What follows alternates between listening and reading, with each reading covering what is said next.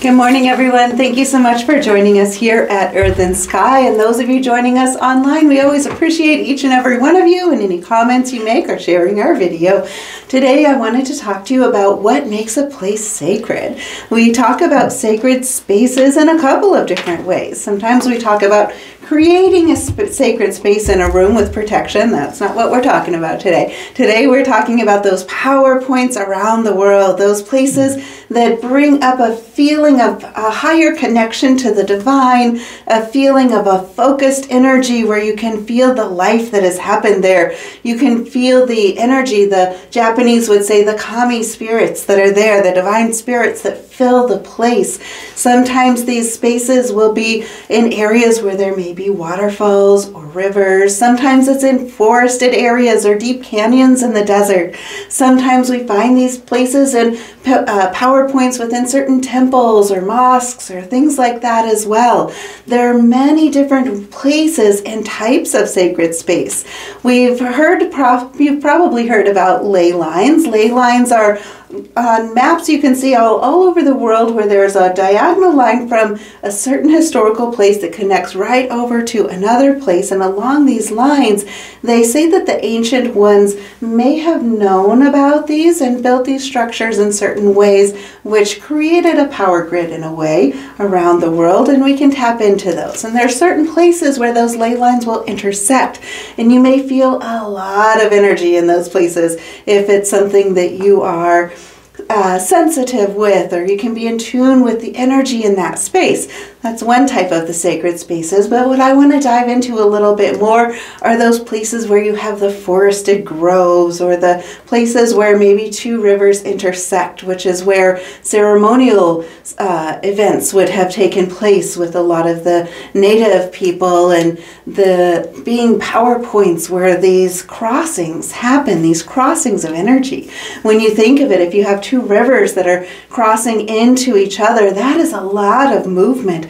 The energy, the movement, the essence of one place flows down the river, and it carries that energy and that essence and the cleansing that the water brings into other areas. So if you have another one that connects and it crosses over that, you're going to have a strong nexus of incredible cleansing and powerful energy where those rivers merge together. A lot of times they may come from two places and then merge into one even larger river. It can be fantastic to just sit and to feel the essence of that space.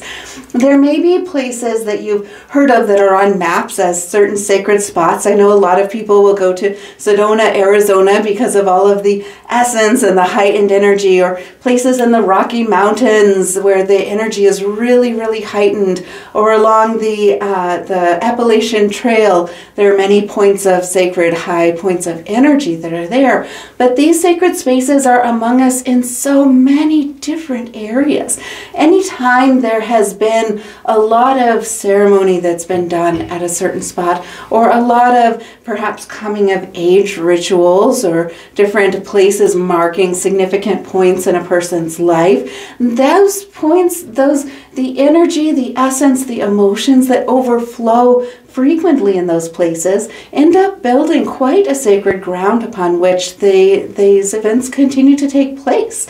This is why sometimes when you walk out, if you're paying attention and you walk alongside a river, perhaps in a forested grove, and you can just begin to feel centuries past, and you can begin to imagine the people that were walking there before we developed things in all these other areas, and you can feel perhaps as you walk along where certain people gathered. Where did the weddings frequently take place? Where were the funeral marches frequently crossing through? And you can feel the nexus of these, where it starts to work with the land, it starts to connect in with the earth, it starts to connect even with the air in that space to create a place of focused power, of focused energy. Sometimes people will think of these spots as a place where there is transcendent peace, a place where you can truly feel a connection to some energy that is higher than your own, whatever it is that you call that energy, or a sense of the universal connection to the energy that connects all of us would be another way to perceive it. And some would see it as a magical power spot, that as you sit in that space, if there's something you're trying to work out within yourself, the answers may come in a little bit clearer. If there are things in your life where you felt really overwhelmed and you just need to let go of certain things so you can get that clarity, these power spots, these sacred spaces, are grounds where there has been such an amassing of divine energy that the space will cleanse that for you. And the space can release off of you those things that have weighed you down, those things that the burdens that you're carrying that maybe aren't yours to carry, or the grief that you've been holding that you haven't been able to figure out how to let go of yourself. Sitting in these spaces can allow you to connect with the nature. It's not just a sacred space in and of itself. It's a sacred space as we connect with it. We create the sacredness to a higher level when we choose to connect with that energy. It is one thing to walk through a grove and not even notice, and maybe notice, oh, there were some trees and I got out of the city for a moment and then I left. But it is a much deeper point where you really bridge a connection with the kami of the area, that you can feel one in harmony with the divine spirits of the area, or the divine essence of whatever it is you consider that's higher than us, where you feel yourself merging with the trees. You may, if you're very sensitive, get visions of the people and what they had done in those spaces.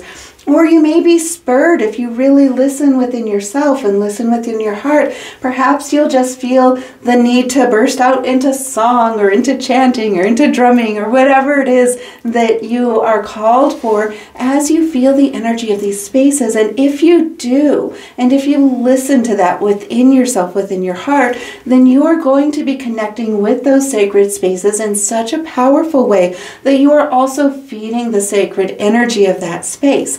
Because we never want to just receive for the sake of receiving and not give back. So if you're going into a place that feels sacred to you, then this would be a place that is sacred. If it is a place that to you, when you go there, you're able to feel a sense of peace, you're able to feel a sense of perhaps connection with the oneness, or the connection with nature, or the connection just with life in general that is all around you, then you are sitting in a space that is sacred in that moment, in that place.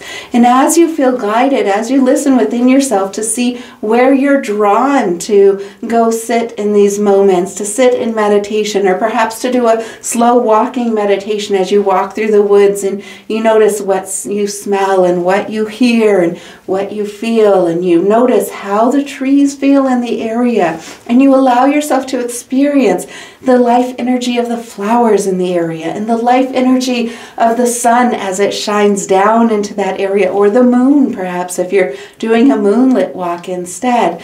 The energy in these sacred spaces will often change at different points of the day. And as you get really familiar with a specific spot that has a sacred energy, you'll notice that there may be key times of energy that when you go there, the energy feels like it's peaking in a different way. For some of these, the power point might be at night with the moon and the stars. Other spots, it's the solar energy that's going to really activate it stronger. In some of these areas, it would be the morning mist and the sunrise, so getting there a bit earlier is really nice. I know there's a grove in the Flint area that I love with that sunrise. It is just amazing.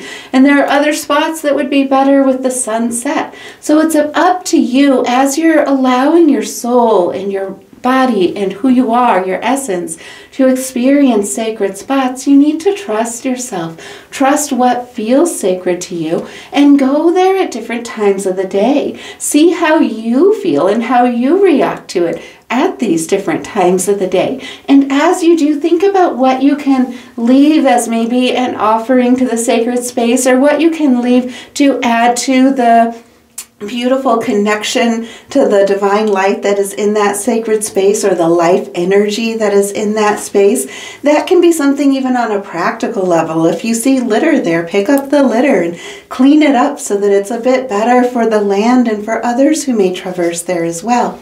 It may be that you choose to sit in meditation in one of these spots and you just feel your heart open to the light of love. You might need to cleanse yourself first, let go of whatever you are going there to receive healing, and then really open your heart so much that you send love to everything in that space.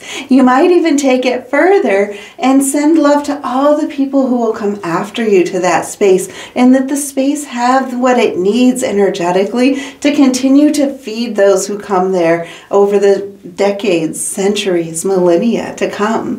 When we recognize it, we are able to really step so far out of space and time that we step into this nature of the infinite. And when you go into these places that are sacred, these spots that have a holy energy within them that is transcendent of the day-to-day things in our life. It is transcendent in a way that it reminds you of your connection to something much more than just who you are. And as you allow yourself to really go into that energy, you can merge with the sacredness of these spaces and then bring that energy into your life, so that you, as you are walking around and meeting people and working and whatever it is that you do, you retain a connection with the life energy of that space.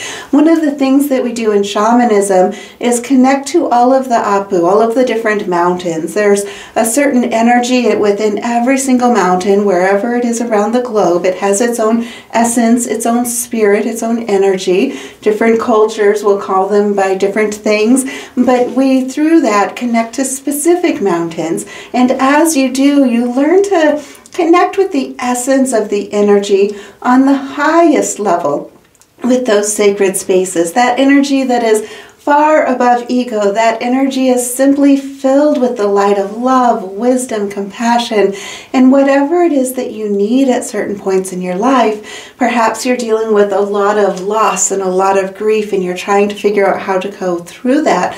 Then perhaps you would want to look up a sacred space that has an energy specific for healing that.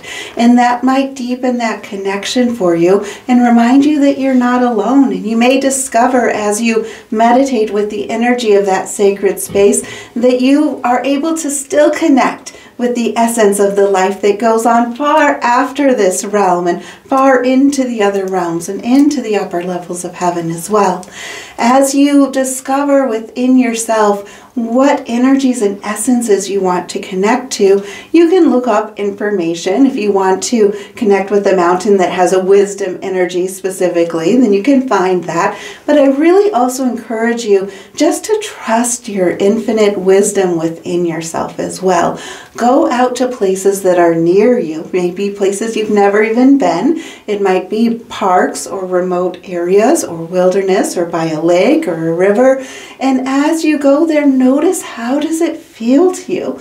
As you walk through the fields in these different areas, notice if there are certain points where you feel the energy in your body starting to pick up a bit or starting to let go a bit. Do you notice different emotions that you feel as you walk through? Maybe there are certain areas as you walk through, and perhaps sitting in certain areas for a moment, that you almost can hear echoes of the past. You might be able to hear the echoes of the ancestors who celebrated and had ceremonies in these rich and beautiful places.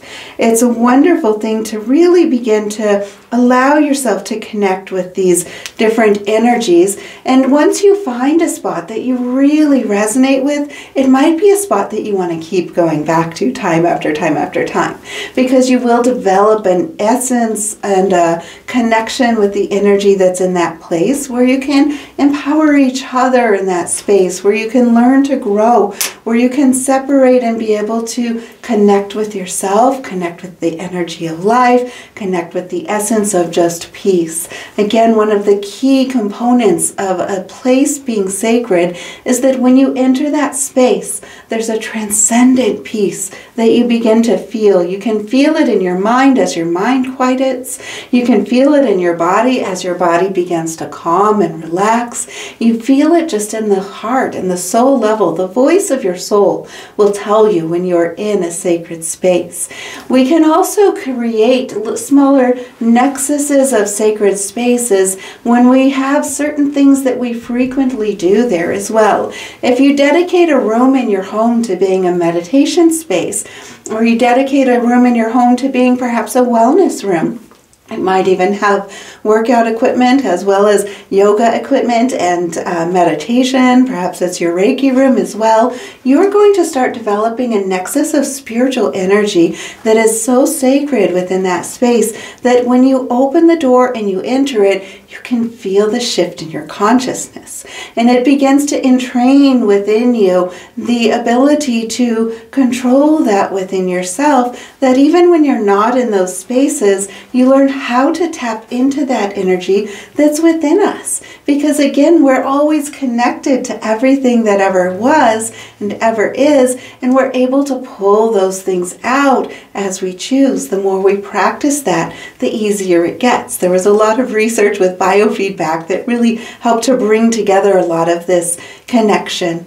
We've noticed quite an opening of this at Earth and Sky Center over the last couple years, being a spiritual nexus, as we do a lot of Reiki classes and other classes here, and it has taken on its own essence and energy that has a very high vibration. When people walk in, you can feel it. And we've started seeing many unusual things happening here, hearing unusual things, seeing unusual things happen, which can happen in these sacred spaces. This is why when there are key points that people go to, perhaps to pilgrimage to and visit sacred sites, and they may have these large awakenings that happen within their consciousness. There are certain cultures that will often take pilgrimage, maybe even once a year, to certain sacred sites to be able to release everything they need to release and to receive the empowerment that that space offers. Again, those sacred spaces are able to cleanse, to transmute, to clear out whatever needs to let go, and to bring in this incredible awakening energy. So whatever it is that you are needing within your life, whatever it is that you've been trying to focus on to bring into yourself, you will do better if you take your time to go out into a space that is sacred to you, that feels sacred to you, that resonates with your heart. If you love water, then find a place that has a lake or a river or a waterfall near you that you can just go and sit by, perhaps journaling there. Take time for yourself to do this. About once a week would be really good to get out and to just separate and to feel that space. If you are somebody who loves the trees and the woods, then find a grove that doesn't have a lot of people that you can go to and feel, listen within your heart, listen within your soul to find where it calls you to go, to sit, to spend some time. Do things safely, of course. If you're going to be doing anything with candles or fires or anything like that, always make sure that you do everything very safely, and always pick up after yourself. If you are enjoying the energy of a sacred space, it is important to leave it better than just what you found it. Find something that you can do to leave as an offering, or leave a gift of energy. If you do Reiki, it's beautiful to do energy exchanges with the trees or with the grass, or offering it up to the animals in an area, and allow that place to continue to be beautiful for the generations that are after us as well. You can create spiritual sanctuaries, sacred sanctuaries in your backyard as well, by making sure that every time you go out there, you think about where your consciousness is, that you're not going out into that space and just complaining and feeling like a victim of certain things or feeling angry about things. There might be a part that you need to process a little bit there if you're going there to heal, letting it go, acknowledging it, letting it go, and then let yourself really bring in the peace. feel the peace, and that will amplify the energy of the sacred space that is there. One of the things that I had heard somebody else describe sacred spaces at that I liked was where they described this as a focusing lens. The intention and focus that we put on objects, that we put on events, that we put on the energies that create a sacred energy in these spaces, it begins to elevate the energy in that space. So, for example, with the native ceremonies, when they would have big gatherings between different tribes that would happen at these key spots, there would be a lot of energy that would rise up. There was a lot of focus that was going on. Perhaps they were doing sun dancing or drumming or different things that's going to bring a lot of energy coming up. And as we do those things, whether it's just ourselves by ourselves or with a group of people, it creates this focused energy that elevates the energy in that space, and over time it becomes a sacred space. I hope this gives you some food for thought and some ideas of where you may want to explore sacred spaces around yourself. If you find a space you feel really connected to, you might even want to look up the history of that space and see what information you can find about it after you see what your intuition cues into. And have fun with this. We hope you have a wonderful week, and I look forward to seeing you next week. Have a great Sunday.